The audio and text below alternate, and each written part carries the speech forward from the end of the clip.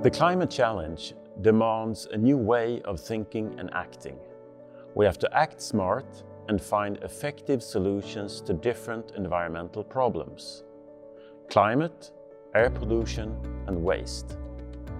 We can do that with biogas and biomethane, sustainably produced from any organic residues and used in trucks and buses. Cutting emissions from the transport sector is one of our greatest climate challenges. To succeed, we need to use fuels with high greenhouse gas reductions.